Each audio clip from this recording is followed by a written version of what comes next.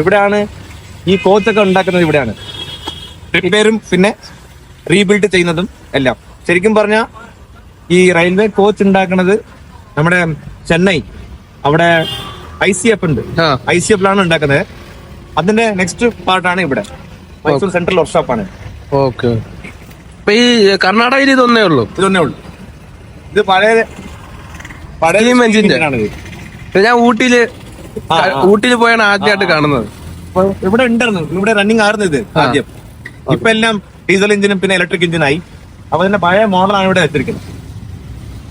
ശേഷം നമ്മൾ പോയത് ഒറിജിനൽ മൈസൂർ സിൽക്ക് ഉണ്ടാക്കുന്ന ഫാക്ടറിയിലോട്ടാണ്. ഇവിടെ കയറിയതിന്റെ കാരണം പലർക്കും മൈസൂർ സിൽക്ക് ഒറിജിനൽ എവിടെ കിട്ടുമെന്ന് അറിയത്തില്ല. പലരും പല കടകളിലും കയറിയിട്ട് ഇതാണ് മൈസൂർ സിൽക്ക് എന്ന് പറഞ്ഞ് മേടിച്ചുകൊണ്ട് പോകുന്നുണ്ട്. ഇവിടെ ഫാക്ടറിക്ക് അടുത്തായിട്ട് തന്നെ ഒരു ഷോപ്പും ഉണ്ട്. ഇവിടെ വന്നാൽ നമുക്ക് ഒറിജിനൽ മൈസൂർ സിൽക്ക് മേടിച്ചുകൊണ്ട് പോകാം. സ്ഥലം ഇതാണ്, മൈസൂർ സിൽക്ക് മാനന്തവാടി റോഡ്.